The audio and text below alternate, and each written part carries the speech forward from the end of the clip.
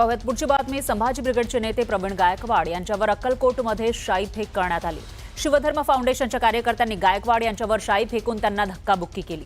दरम्यान आपल्याला जीवे मारण्याचा कट होता असा आरोप प्रवीण गायकवाड यांनी केलाय। तर या प्रकरणातील आरोपी दीपक काटे हा भाजपचा कार्यकर्ता आहे। यावरून विरोधकांनी सरकारला घेरलंय। तर दीपक काटेनं केलेल्या कृत्याशी भाजपचा संबंध नसल्याचं सांगत भाजपनं या प्रकरणावरून हात झटकले। आधी त्यांनी प्रवीण गायकवाडांच्या चेहऱ्यावरती शाई टाकली, पण तेवढ्यावरच त्यांचं समाधान झालं नाही। त्यांनी प्रवीण गायकवाडांच्या वाहनाची तोडफोड केली। वाहनात बसलेल्या प्रवीण गायकवाडांना वाहनातून खेचून बाहेर काढले। त्यांना धक्काबुक्की झाली। प्रवीण गायकवाड यांना वाहनापासून दूर खेचून नेण्यात आलं। रविवारी सोलापूरच्या अक्कलकोटमध्ये संभाजी ब्रिगेडचे नेते प्रवीण गायकवाड यांच्यावर झालेला हा हल्ला। हा तो शिवधर्म फाउंडेशनचा दीपक काटे आहे, ज्यानं गायकवाडांवरती हल्ला घडवून आणला। संघटनेच्या नावात छत्रपती संभाजी महाराजांचा एकेरी उल्लेख असल्याचं सांगत शिवधर्म संघटनेच्या कार्यकर्त्यांनी प्रवीण गायकवाड यांच्यावर हा हल्ला केला। माझ्या जीविताला धोका झाला, ज्या प्रकारे माझ्यावर हल्ला झाला, माझ्या कार्यकर्त्यांनी मला वाचवलेले। आता हा जो सगळा विचार आपण बघितला तर दोन विचाराचा संघर्ष आहे, म्हणजे एक पुरोगामी आणि प्रतिगामी। माझ्यावर ज्यांनी प्रामुख्याने हल्ला केला ते दीपक काटे आणि त्यांचे सहकारी हिंदुत्ववादी विचारसरणीचे आहेत। आणि दीपक काटे हे भाजप युवा मोर्चाचे सरचिटणीस आहेत। या हल्ल्यानंतर संभाजी ब्रिगेडचे कार्यकर्ते चांगलेच आक्रमक झाले। तसंच त्यांनी प्रवीण गायकवाड यांना दुग्धाभिषेक घातला। विरोधकांनी प्रवीण गायकवाड यांच्यावरच्या हल्ल्याचा तीव्र शब्दात निषेध नोंदवलाय।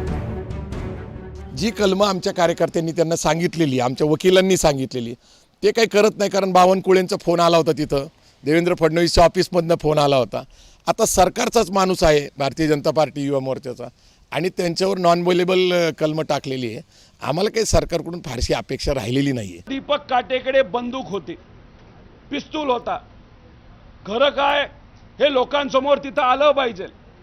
आणि प्रवीण दादा गायकवाडांवर जो मारण्याचा कट होता, नाही तर मारण्याचा प्रयत्न त्या ठिकाणी त्यांना झाला, त्यांचा विचार हा संपवण्याचा प्रयत्न जो झाला, त्या दीपक काटेवर एक कडक कारवाई लवकरात लवकर करणं तितकंच महत्त्वाचं आहे। आपण आता अपेक्षा करूया की त्यांना न्याय मिळेल। अशा कुठल्याही कृतीचं मी जाहीर निषेध करते, आणि असं करून ज्याची गुन्हेगारी पार्श्वभूमी आहे ह्याच्यावर अजूनही ॲक्शन होत नाही, हे धक्कादायक आहे आणि सुसंस्कृत महाराष्ट्राला लाजवणार आहे। या प्रकरणातला मुख्य आरोपी आहे दीपक काटे। दीपक काटे हा भाजप युवा मोर्चाचा राज्य सचिव, तसंच तो शिवधर्म फाउंडेशनचा संस्थापक आहे। 2022 साली दीपक काटेनं भाजपत प्रवेश केला। शिवधर्मच्या माध्यमातून पुरंदर किल्ल्याच्या पायथ्याशी संभाजी बिडी विरोधात आंदोलन छेडलं गेलं। या आंदोलनानंतर संभाजी बिडी हे नाव बदललं गेलं। संभाजी ब्रिगेड या नावाला शिवधर्म फाउंडेशनचा विरोध। छत्रपती संभाजी महाराजांचा एकेरी उल्लेख होत असल्यानं हे नाव बदलण्याची त्यांची मागणी।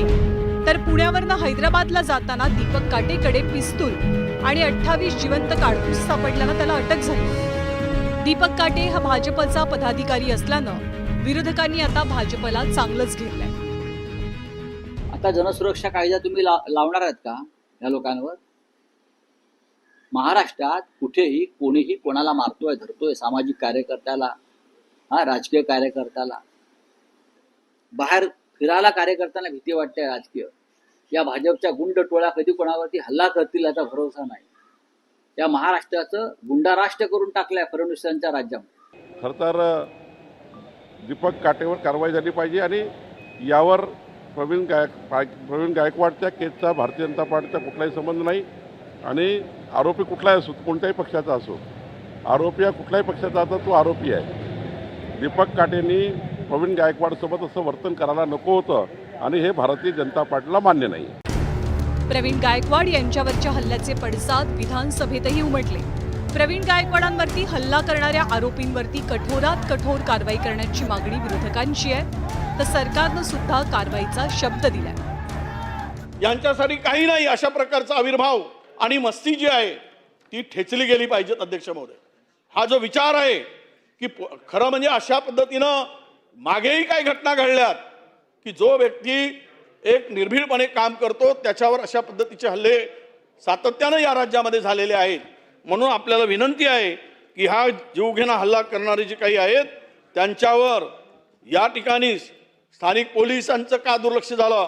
अद्यापही आरोपी पोलिसांच्याच ताब्यामध्ये आहे. कुठलेही त्यांना त्या ठिकाणी सोडण्यात आलेलं नाही. यामध्ये जी काही घटना घडलेली आहे त्यानुरूप जी काही शिक्षा करावी लागते किंवा त्या संदर्भात जे काही कलम लावावे लागतात ते कलम लावून या संदर्भात योग्य ती कारवाई केली जाईल. प्रवीण गायकवाड यांच्यावरच्या हल्ल्यानंतर मराठा संघटनाही आक्रमक झाल्या.